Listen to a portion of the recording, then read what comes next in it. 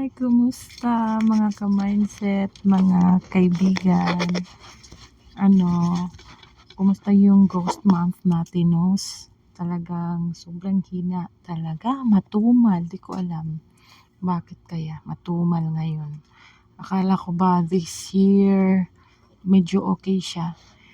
Talagang a few months ago, I almost give up my businesses. Wala nang binta, bagsak ang kita, talos araw-araw, stress.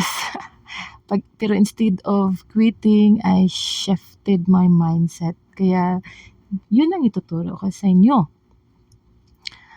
Here are 5 NLP inspired tips na nakakatulong para buhayin ang negosyo. Una, reframe the struggle. Talagang hindi lugi ang negosyo, isipin na lang talaga. Kasi pag isipin mo lugi ang negosyo, wala ka ng gana. Kundi reframe it, embrace it into learning phrase.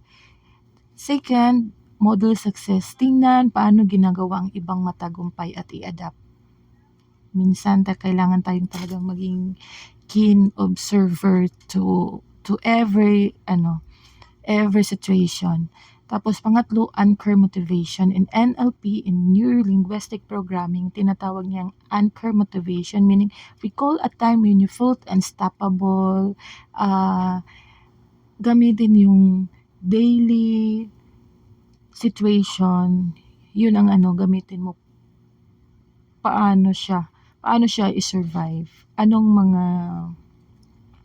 mga factors bakit talaga kailangan natin lumaban sa negosyo? Anong rason bakit tayo hindi pa titigil sa negosyo? So, of course, celebrate small wins. Yun yung pang-apat. Hindi bakit mahina, talagang manghihina talaga. So, kahit simpleng sale, celebrate it.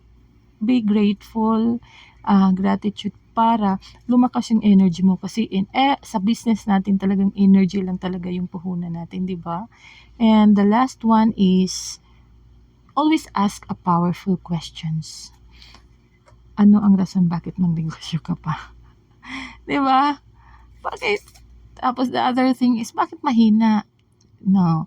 The best thing is hindi bakit mahina ang dapat question, kundi paano siya mapapalakas ang business mo. So always remember, ang negosyo talaga ay parang katawan yan. Kapag pinapakain mo ng tamang mindset and strategy, babangon at babangon ka talaga. So don't quit on your dream. Reframe, refocus, and reset. So thank you for watching. Bye for now.